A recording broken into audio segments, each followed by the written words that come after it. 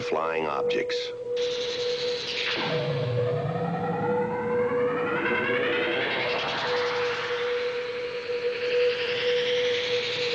Are they proof that we are being visited by civilizations from other stars? Or just what are they?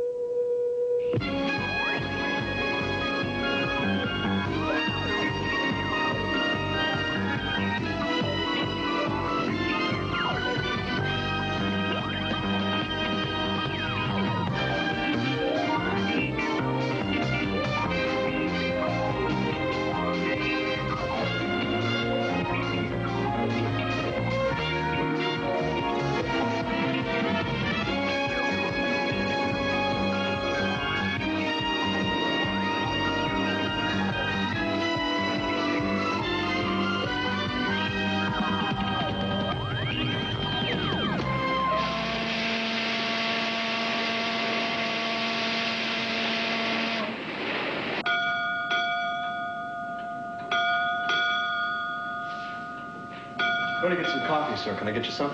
Oh, no, thanks. Might keep me awake. Okay, I'll be back in a few minutes. Bye.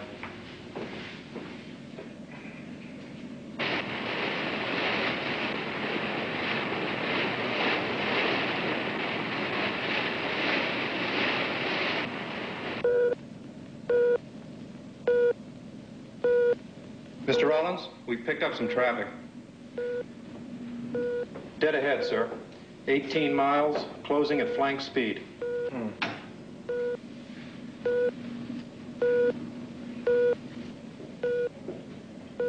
Never seen that happen before. Malfunction, do you think? Don't know. It's possible. Check it out. I'll brief the captain.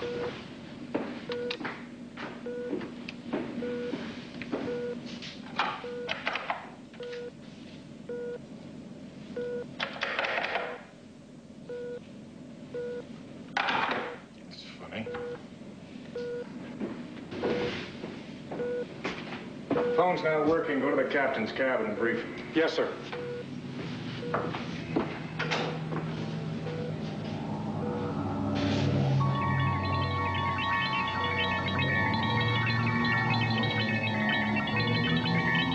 Holy smoke.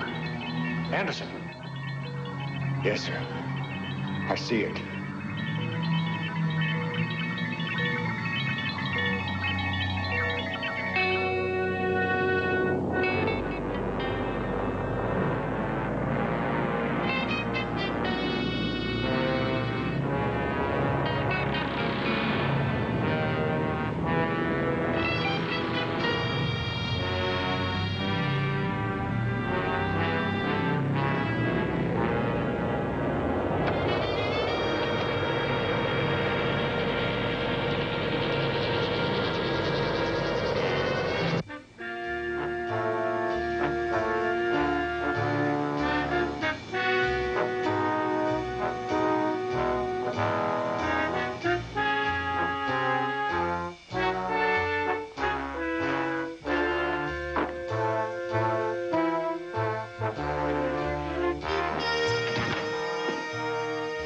Morning, Captain. Morning, Harry. Got here as soon as I could. Hey, read this Twix.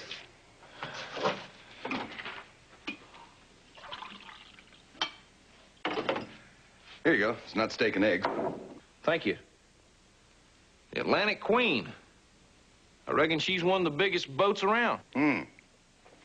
Ship, Harry. You can put a boat on a ship, but you can't put a ship on a boat. Yes, sir. But back in 6 Mile, if it'll float, it's a boat. Why all the rush? She doesn't dock in New York till late tomorrow. All the rush, Harry, is because we're flying to Boston in 20 minutes. Then we'll take a chopper out to the ship. Couldn't we wait till she got in the port? Come on, Harry. You know how important the time factor is.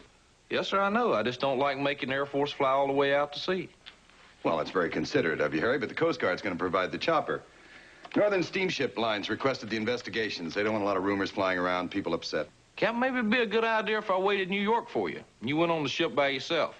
You know how crowded ships can get, those small little staterooms and all. Harry. Yes, sir? What's with you? What's the matter? Well, sir, to tell you the truth, I get seasick. No problem. There are seasick pills. Yeah, if those don't work, you could have a problem.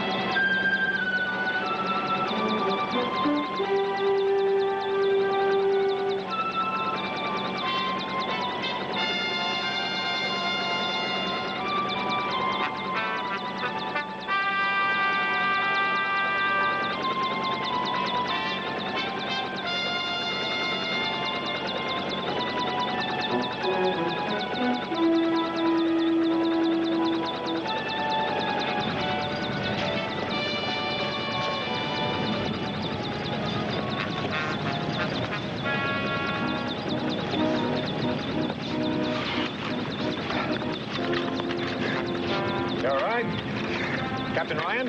Right. Steve Rollins, executive officer. How do you do, Mr. Rollins? Hi. My partner will be down in a minute.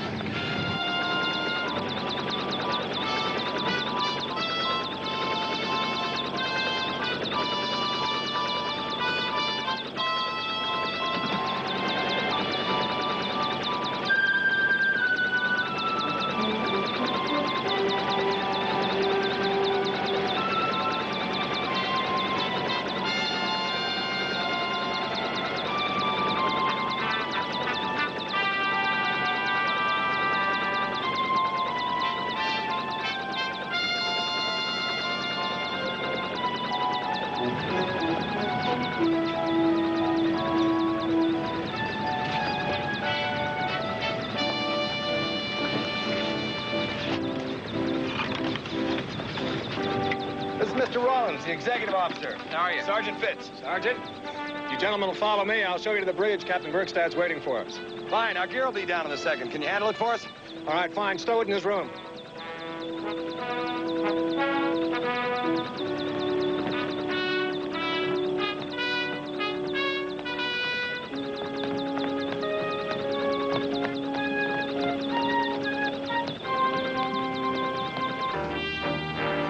Leaving the bridge, Mr. Evans. Aye, aye, sir.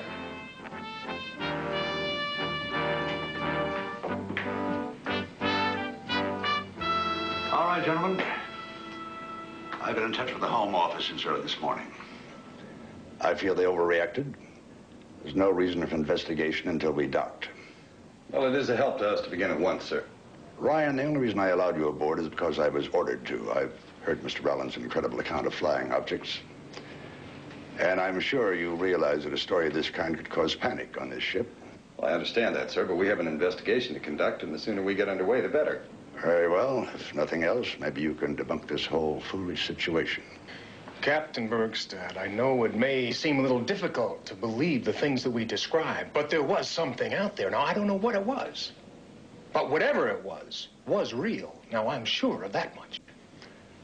I'll see you gentlemen in my cabin when you're finished here. Mr. Rollins, take the con. Aye, aye, sir. Sir. It's pretty tough for most people to keep an open mind when it comes to UFOs. Until you've seen one. Why don't you tell us what you saw? Yes, of course. Mind if we record this, sir? Not at all. What about the helmsman that was with you? Oh, that would be Anderson. He's due back on the bridge in a few minutes, if you'd like to wait. No, that's all right. Why don't you go ahead, sir? All right. Well, it was about 8 bells. That's 0400 in your language. We had a blip on our radar screen. Now, it was coming directly at us at flank speed. And all of a sudden, it just disappeared like that. Now, I went over to the phone to inform the captain. The phone was dead. That's when I sent the radar operator down to the captain's cabin to tell him what was going on. And right after he left, I looked out over the bow.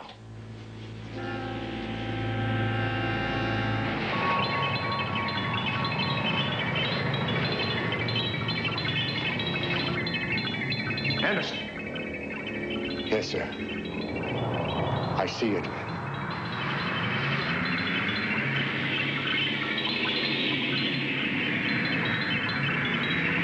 What is it, sir?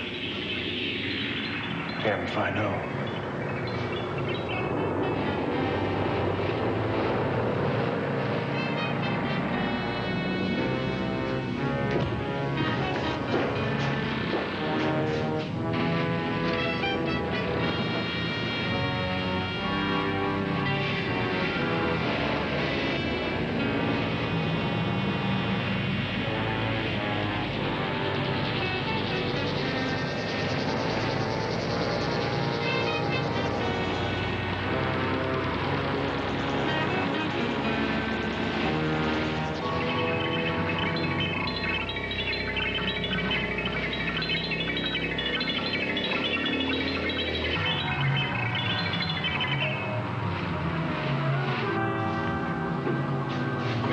Did you see the second one? It was right up above us. No, sir. Another one? Yes, it was incredible. That's still dead. I'm gonna see if it's still out there. But it wasn't there. I never saw it again. Now, gentlemen, I have been at sea most of my adult life, and I have seen a lot of strange things. But never anything like that. Did either of the objects ever touch down on the ship? Not that I saw, but it's possible that the second one could have. All right. Thank you, Mr. Rollins. Well, what are you going to do now? Check things out. See if we can come up with any kind of physical evidence. Well, there's a slim chance of that, isn't there? We have to try, sir. Well, if there's anything you need from me or my staff, you just ask. Thank you. We'll be in touch.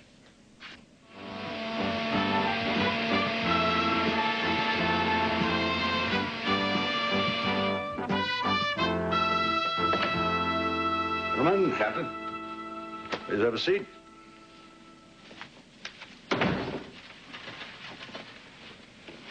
Well, what's your opinion? About what, sir? Why, Mr. Rollins' preposterous story, of course. Would you say he hallucinated, or was he simply lying? There is a third possibility, sir. And that is that he was telling the truth. We're being invaded by flying saucers, beings from outer space. We're supposed to be responsible men, Mr. Ryan. Are you saying that you can honestly accept such an outlandish premise? We haven't accepted anything yet, sir. Or rejected anything. If Mr. Rollins saw something, it doesn't necessarily mean it was extraterrestrial. Sit down. I think it's only fair to give you a little Mr. Rollins' background.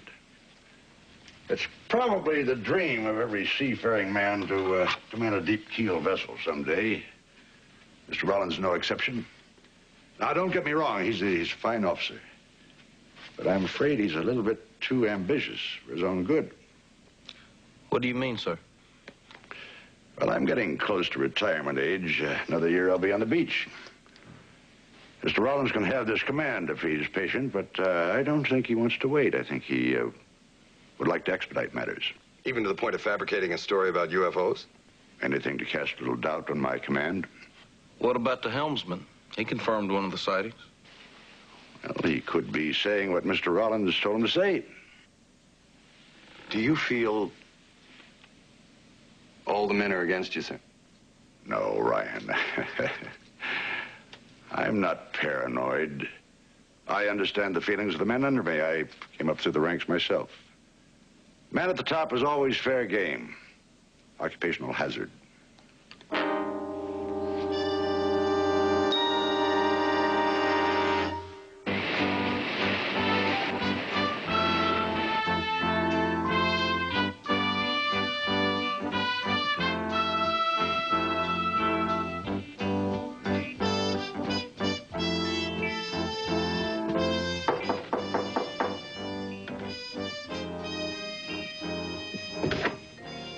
Captain? Yes. Wonder if I could have a few words with you. I'm Ollie Hires. I know. I grew up on the Ollie Hires show. I'm Ben Good. Ryan. Come in. This is Harry Fitz. Hello, Harry. How are you? Hi, Mr. Hires. I reckon you were my favorite TV comedian. You got beautiful taste. Whenever your show came on TV, that was the one night of the week I always had my homework done early. Well, it's nice to know I still got a couple of fans left. Sit down, sir. Sure. Would you like some coffee? Nope, never drink it this early. Keeps me up all day. Is there something we can do for you, Mr. Hires? Not Mr. Hires, just Ollie, huh, fellas? Well, let's get to why I came to see you. Something happened last night, fellas, I think you should know about. Well, why don't you go ahead and tell us, Ollie? Is it okay with you if we record this? Oh, yeah, I'm always much better if you got a microphone. Well, let me see. It was about maybe 4 o'clock in the morning, and I just finished my last lounge show a little while before, and I couldn't sleep. I guess I'm what they call a night fella, you know, and I never get to bed before dawn anyway. So I went up on deck, figure I'd look at the stars. It was kind of cold and clammy, but it felt good. You know what I mean?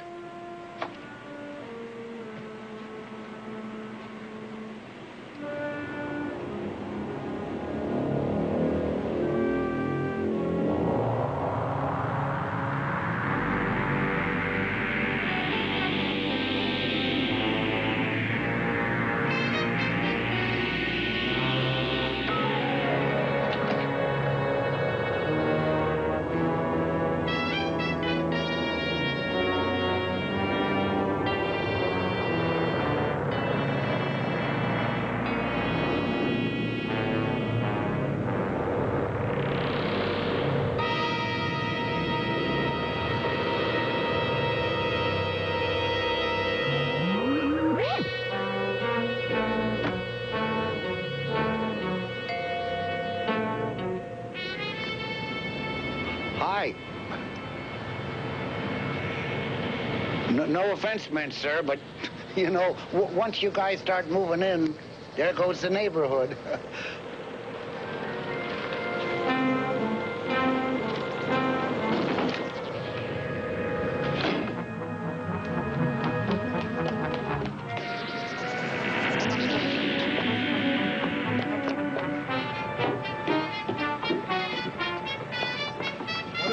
Standing there, and this light, and this guy comes out, and... Oh, where? What are you talking about? Oh, listen to me. Rollins organized a searching party, but I guess they didn't find anything. Well, Rollins must have believed your story then. Well, I guess so, but he didn't even question me. He just got together with a bunch of guys and took off. Hey, he didn't say anything to you fellas about it, did he? No. No, he didn't. Mr. Hires, did the humanoid try to communicate with you in any way? No, just gave me a glassy stare, you know, like this. I had an audience like that once in Boise, Idaho.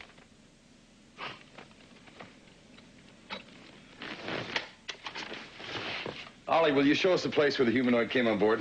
Sure, it's up on the promenade deck. You know something, fellas? I've been a comic all my life. I've made up gags about everything from movie stars to inflation. But what I saw last night is no joke. Believe me.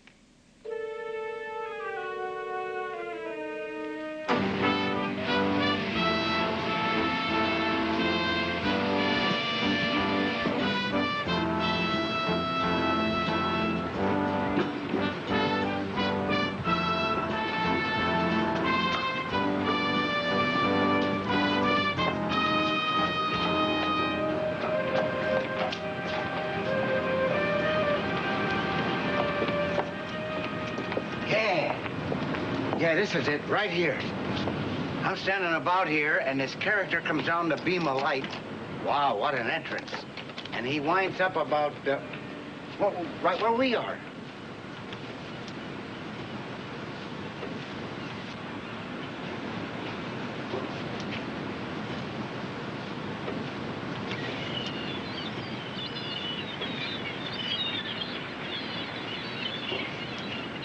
Picking up anything here? No, sir, just normal background. When you're finished, take a sample of the stained part of this railing. Yes, sir.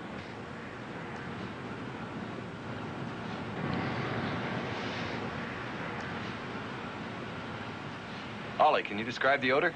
Yeah, it was kind of like a strong ammonia with a capital A. I mean, but strong. Anything like this? Yeah, that's it. Okay, Harry, take some scrapings from the deck, too. Huh? Yes, sir. Is this the door the humanoid went through? Yeah, that's it.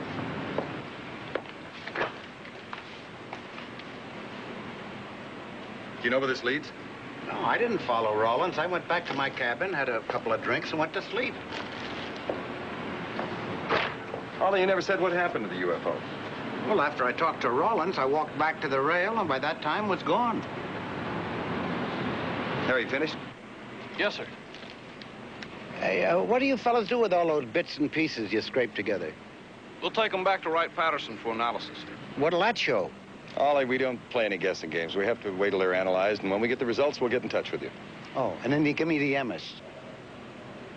The MS, the whole truth. You don't hold anything back. The MS, Ollie. Hey, can I ask you something, Ben? Have you fellas ever proved there is such a thing as a flying saucer? Not yet, but we haven't given up. Oh, but then if you prove that my story is right, it'll be kind of like a first. Guess you could say that. Hey, that'd be terrific. What a routine. Good evening, ladies and gentlemen. A funny thing happened to me on the way to Venus.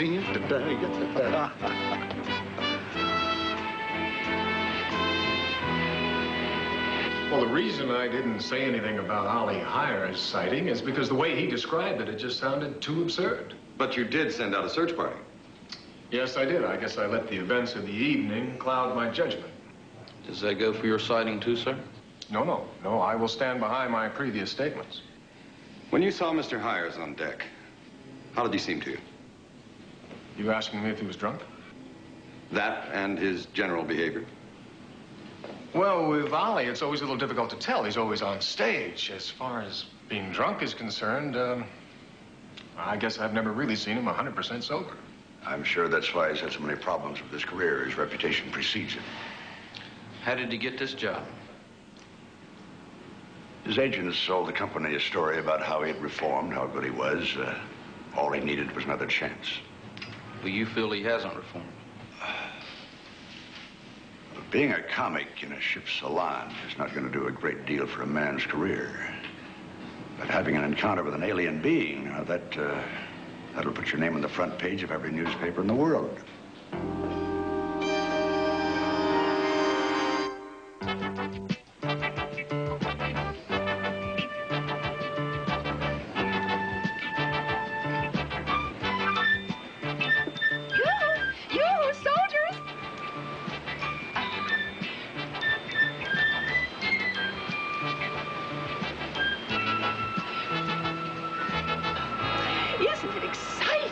Spaceships and visitors from other planets.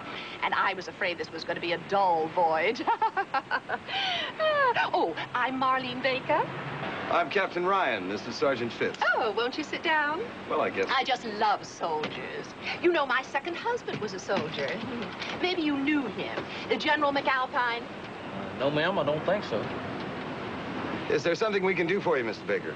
Well, I certainly hope so. Are you married? No, ma'am.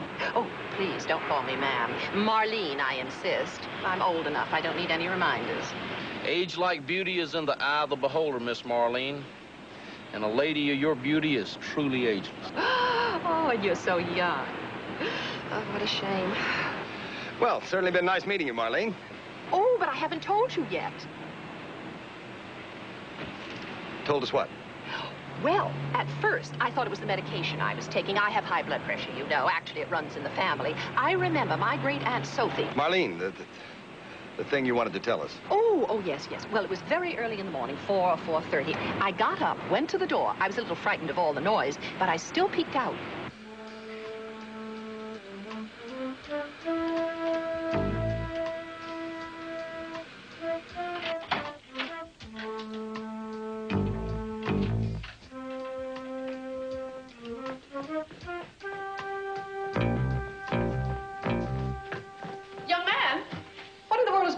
Here. Please, ma'am, get back in your cabin and lock your door. Why? Look, I demand to know what's happening. I wish I could tell you, but I got no idea. All I know is you better stay inside.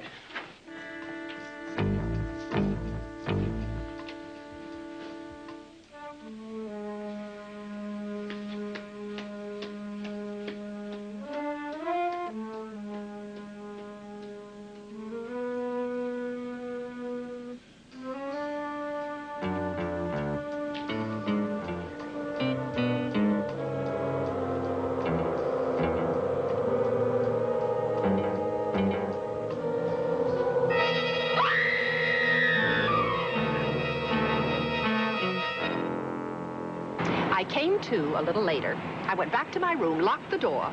I tried to sleep, but of course I couldn't. And now look. At what, ma'am? Why, at these, of course. If I don't get at least 8 hours sleep, I look simply dreadful. And that doctor in Switzerland was supposed to have fixed them. And it's only been a year. Do you think I should sue him? Marlene, can you describe the man you saw? Man, why, my dear, this was not a man. It was a creature with a huge head, no hair, no ears, and the most dreadful little mouth and beady eyes. Beady eyes? Yes, kind of shifty-like. And his skin, ugh, it's all pasty looking. Marlene, have you told anyone else about this? No, I haven't. Actually, I was a little embarrassed, you know, kind of the fainting. I mean, I haven't fainted since I was 16.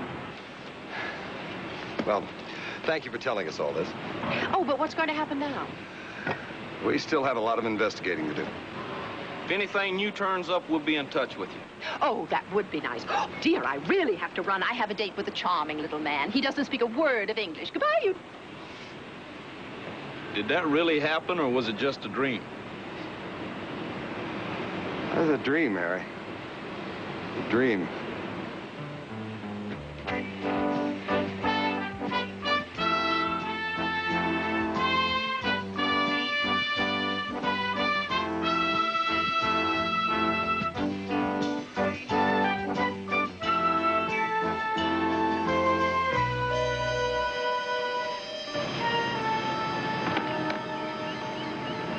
Look at this, Harry.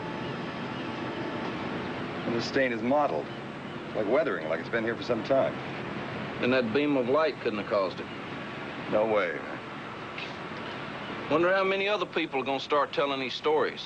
It can get contagious. Hope it doesn't become an epidemic.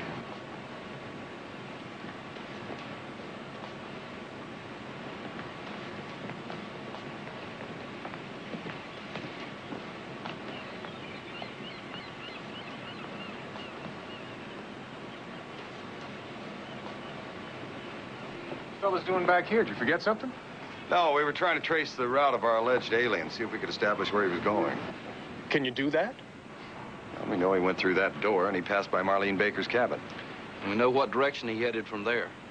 Well, what difference does it make where he was headed? I'm not sure. I'd like to find out. Could you go with us? It'd save time. Yeah, sure.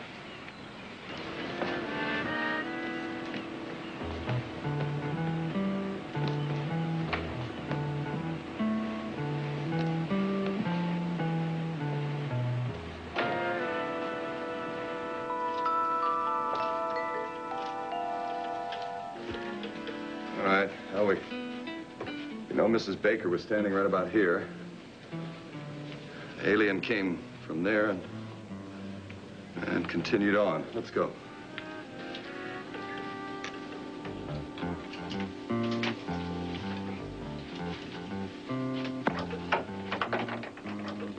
Where does this door lead to? That's a back way up to the bridge. Is it always locked? Always. Who has a key? Just the captain, myself, and the first mate. Where does this go? Well, eventually, down to the cargo hold. Did you fire up the scintillator, Harry? What's that for? Check for radiation. Captain?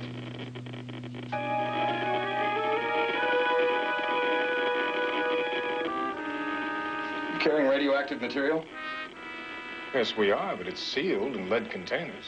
Let's take a look. I'll take this here.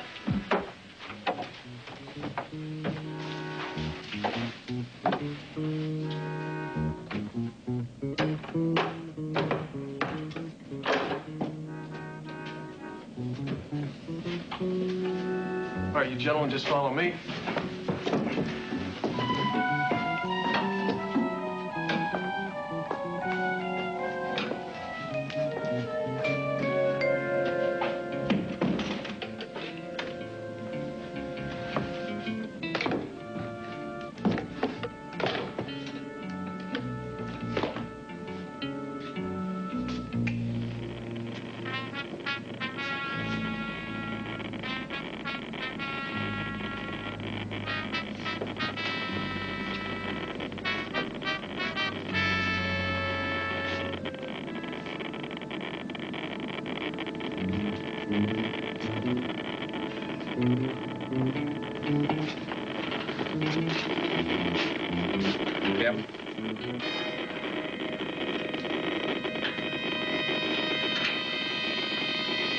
Let's get it, Harry.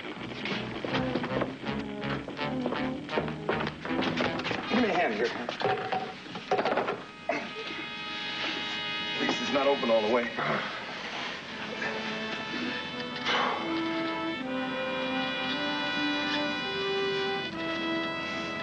Do you know exactly what's in here?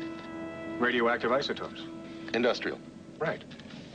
I don't think any real damage has been done. Short-term exposure is not too dangerous. Over an extended period, that could be a problem. How do you think it got turned over? Who knows? Probably some idiot stacked it up on top of the other ones, then the motion of the ship knocked it off. The question is when. Captain, do you suppose it's possible that this alien had some sort of instrumentation with him that could sense this radioactivity? If we concede there was an alien, it's possible. Or was it the alien who opened it?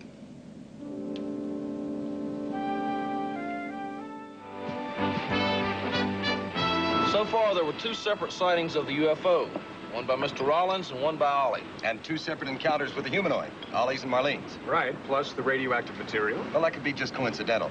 But there's still a lot of unanswered questions. What happened to the target on the radar scope? Why didn't the phones work? What caused the odor? And these questions won't be answered until we get the samples back from Wright-Patterson. What about the other questions? Yoo-hoo!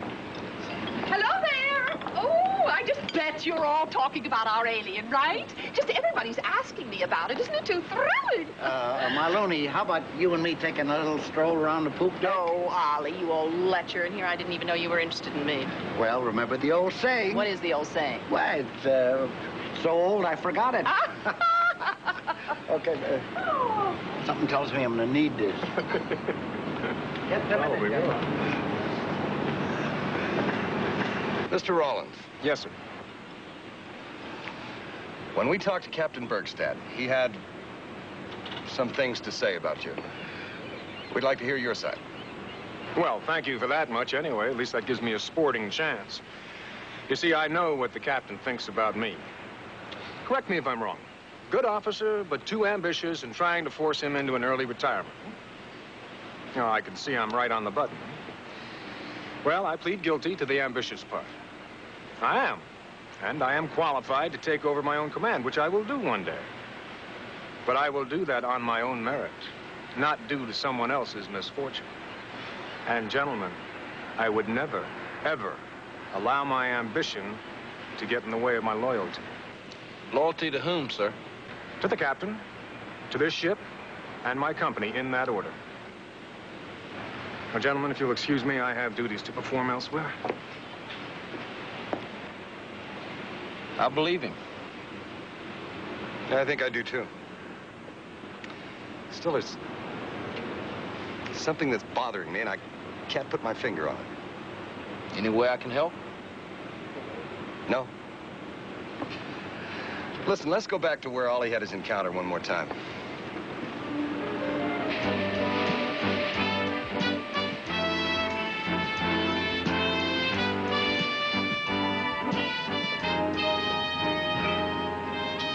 Figured it out yet? What? What's been bothering you? Oh, no.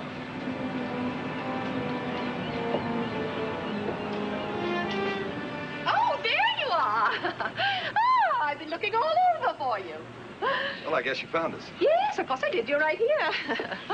Is there something you wanted, Miss Marlene? Yes, tonight's the last night at sea party, and I want both of you to join me at my table. Well, that's very kind of you, Mrs. Baker, but... You know I was supposed to sit at the captain's table tonight, but he had to invite some stuffy old ambassador. I'm really very annoyed with him. I was supposed to sit at his table last night for the masquerade party, but he made up some silly excuse about some prince or other having to sit there. Now, don't you think that was dreadfully rude of him? Well, yes, ma'am, I suppose. Anyway, you will sit with me, won't you? Well, I don't see how we can turn down an invitation like that. Oh, good. I just love men in uniform. Reckon we've been had, Captain. By an expert. Come on, Harry. I think I know the man we have to talk to. Harry, we're starting to get a handle on this thing. Next thing we have to do is call the Commander-in-Chief, Atlantic Fleet. Yes, sir. Captain, you know, I've been thinking. It's too bad we didn't get here one day sooner. Why's that? Well, that way we could have gone to the masquerade. You know, I hadn't been to one of those since I was a junior in high school. I remember I went as the count of... Harry, you're beautiful. Oh, no, sir. Of course, some of the girls back in 6 Mile did think I was right cute.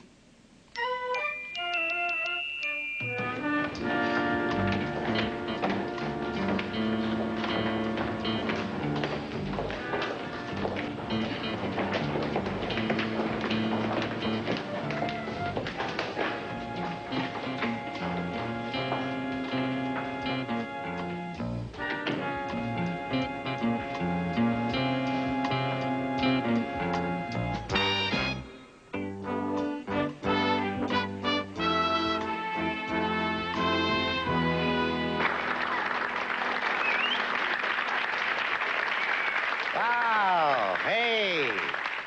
Thank you. My gosh, you're such a good audience. I wish I had a better act. Well, you know, this is kind of a return engagement for me here on this ship. Really? Yeah, I just did a show here in 1941. Must have been a big hit. They couldn't wait to get me back. Listen, I don't know whether the whole world's on a diet or people just can't afford to eat anymore. Everything is so expensive. Wow. Cheaper to eat the money. I'm not kidding. We went to a restaurant in Paris the other night. Place called La Petite something. I don't know. It must mean, boy, this is expensive. Because we sold a car. We went in, picked up the menu. You wouldn't believe it. T-bone steak, $17.50. With meat on it, $35. I'm a nut. I ordered a steak. Darn thing was so small, I had to call a waiter over. I said, hey, close the window. Blew off the plate 9 times. Then after dinner, this guy had the nerve to walk over and say, how did you find your steak? So I just moved the onions, and there it was.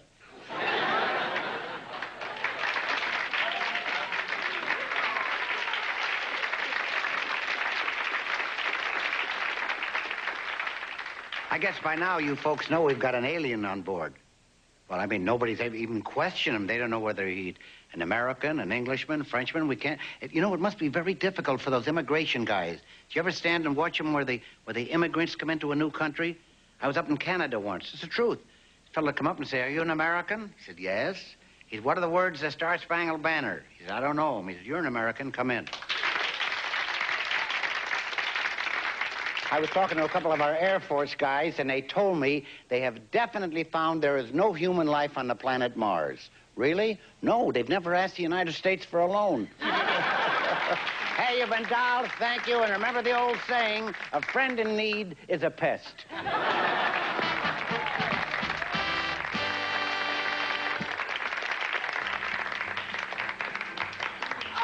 You all right? Oh, wonderful. Wonderful. Oh, you have such good taste. Hey, fellas, come on. What's happening? Quite a bit, actually. Ollie, if you'll meet us in the lounge in a half an hour, I think we can explain a lot of things. Okay, you got me. You were terrific. I thought so.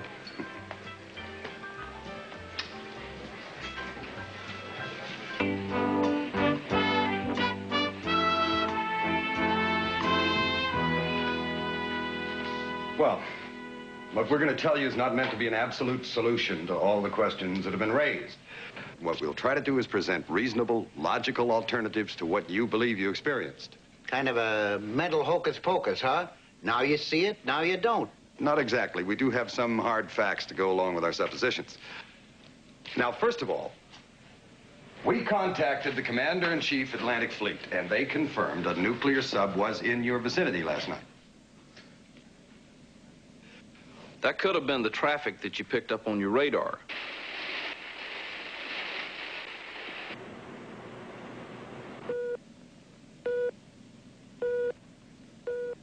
When it submerged, it simply disappeared off your screen. Then we checked with your electrician.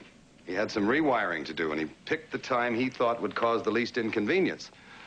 So at 4 o'clock this morning, he closed off the switching unit to one of the phone lines. Unfortunately, he forgot to notify you ahead of time.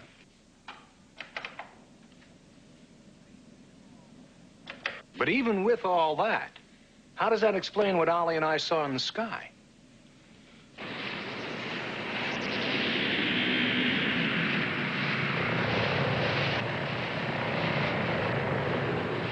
These are the meteorological reports. Here. Thank you. Now, in essence, what they say is that early this morning there was fog. There was visibility less than 1/16 of a mile. Also, there was a full moon hanging low on the horizon. Okay. A strange reading on the radar scope, and then the unexplained failure of the phone set up a psychological framework that could have easily affected your judgment. You anticipated something ominous. It is possible, sir, that the fog dissipated just enough to allow the moon to show through. What we're saying is that it's possible you and the helmsman merely misread a very natural phenomenon.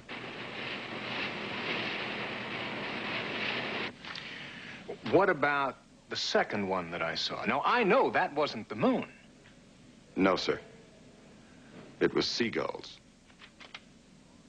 Seagulls. A large flock of gulls, sir. The moonlight plus the lights from the ship reflected off their wings, giving the impression of being a solid object. Which brings us to Ollie's sighting. Now, we checked with the officer in charge of maintenance, and that stain on the railing was caused a couple of years ago when some lampblack, it's like soot, got into the varnish that they were using. It was discovered quickly, so only a small portion of the railing was affected. And then, this morning, something else happened. A crewman was moving a container of ammonia from a storage locker to the aft deck. Unfortunately, they had an accident.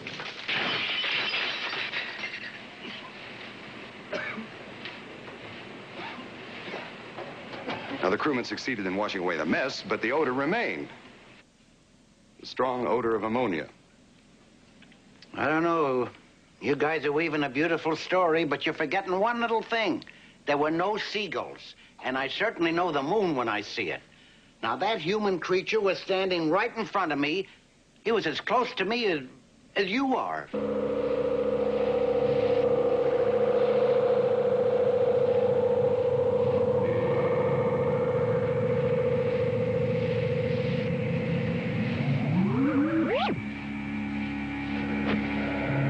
Saw him too. I mean, I was so close to him, I could have almost touched him.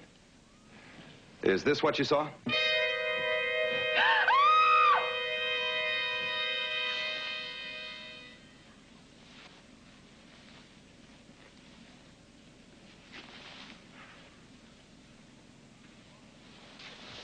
We borrowed this mask and the outfit from the ship's boutique. One of the passengers had planned to wear it to a masquerade last night. However, he had a few too many, and he missed the masquerade. But he did wander around the deck later, which is when you saw him.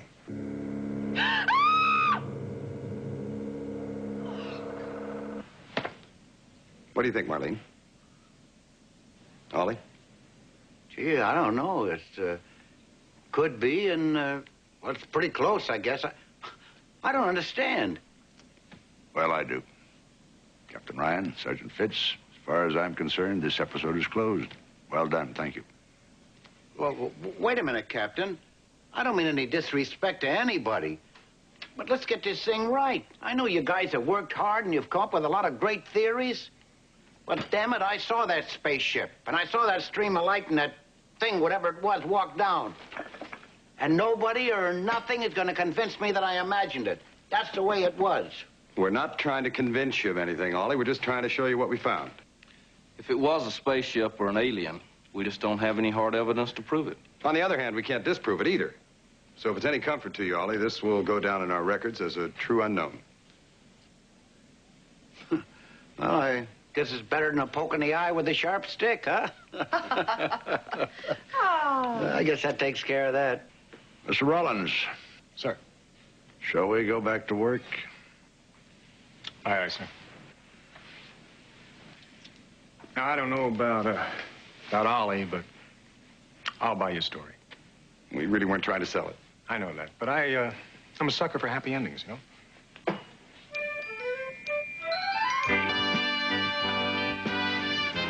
Oh, Captain Ryan. I'm sorry to bother you, Captain. I'm Ellen Farrell. This is my daughter, Becky. Hi, Becky. Pleased to meet you, Mrs. Farrell. This is Sergeant Fitz. Ma'am? May I speak to you a moment, please? Sure, let's step over here. Is there something we can do for you? Well, I'm not sure. I've hesitated talking to you, but after all the stories I've heard, I thought maybe I should. You have some information about the reported sightings? I think so. Some information. Something you saw? No, something my little girl saw. Would you care to tell us about it? Yes, I guess I'd better. I didn't find out about this until I woke up, of course, and Becky told me. But as I understand it, this is what happened. Becky woke up and went over to get her doll.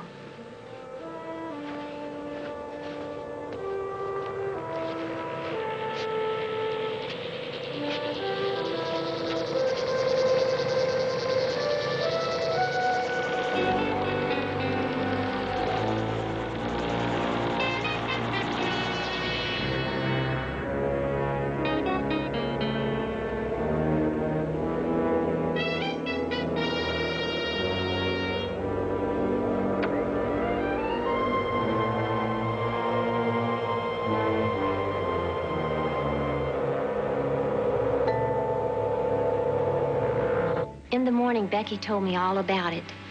Of course, she told me in a way that only a mother could understand. A big airplane was standing still. A funny-looking man got out and walked across the air to the boat.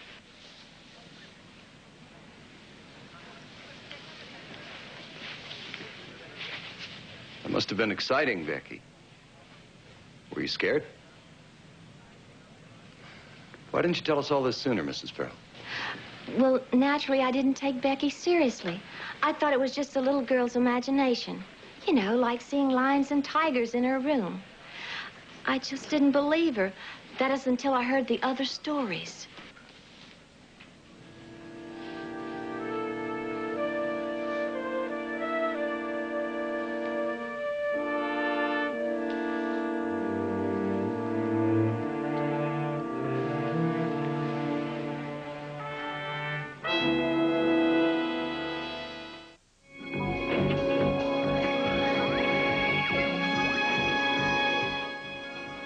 Stay plugged into Sci-Fi for Cybernet, which begins after the break.